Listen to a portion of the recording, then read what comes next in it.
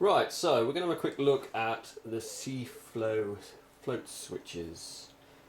Here's one right here. Now you'll see these all over the internet.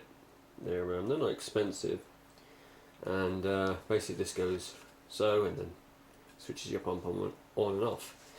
Now this one I bought this one. I installed it in a boat. This is in seawater in the ocean. I get obviously it's an open boat, so I get rainwater and I get salt water coming over with ropes from crab pots, that kind of thing. And well, I installed this and it worked fine, perfect. 3 weeks later, it just stopped. Doesn't work. Packed up. No good. Rubbish. So you think to yourself, well, you know, it's just a duff one probably. It used to sort of click, it doesn't do anything now, as you can hear. It's just totally garbage. So anyway, so what I thought would do is I'd go and buy another one. But this time I thought what I'll do is I'll just get myself a new pump, because the pump's getting a bit old in the boat. And I thought, well, you know, get a pump with a float switch built in. You know, it's a bit cheaper doing it that way than buying them separate, it seems. So that's what I thought I'd do. So I went and bought one of these.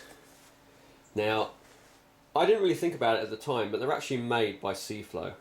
Same people, same pumps, same float switches. The float switch is a slightly different design inside. The actual pump itself, I actually still got it on the boat, so it's. I'm just showing you the box, what it is. It's a 750 gallons per hour, 12 volt pump with internal float switch, of course. So I put this in, and guess what? Worked beautifully. Kept the water out. Keeps the water actually quite low.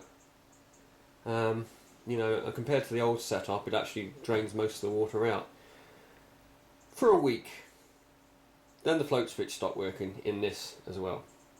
So there must be a problem with Seaflo's float switches, because, I mean, to have one go, yeah, fair enough. Have two go? Have three? Well, I did think about going and buying another one. I thought, no chance. So this one lasted a week, or the float switch did. The pump still actually works on manual. The pump works fine. I mean, it seems, you know, the only thing with the pump is it's got like a housing around the impeller, and if your pump is in a tight position, you might have trouble, because sometimes you might need to undo 3 little screws, I think it is, to get to the impeller, in case you ever get any, you know, bits stuck in your impeller, like bit of fishing line or anything like that. It could be a bit awkward. Whereas other pumps, quite often you just pull the head off and you're straight into them. So yeah, so Seaflo pumps for, well, not pumps but float switches. Personally, never going to buy them again.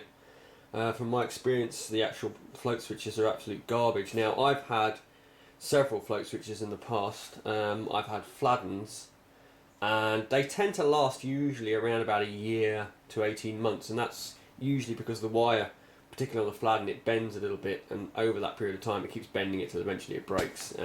But that's acceptable. I can accept a pump lasting a season. I'm quite happy with that. I'm not a float switch lasting a season.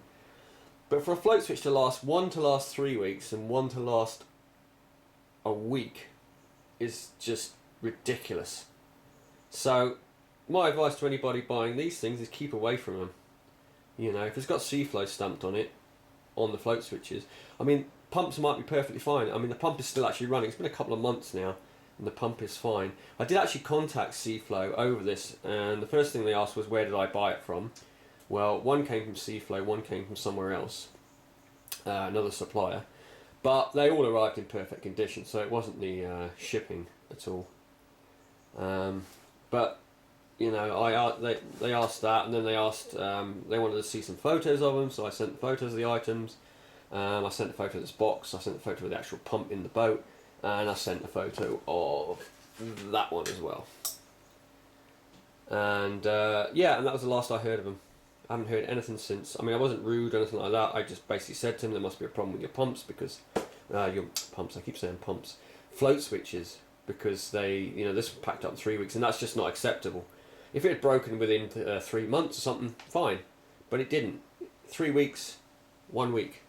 So, like I say, my advice: stay away from these. If they've got a float switch in, purely because you might find they break. You might have people out there who've had them for years, but in my experience, rubbish.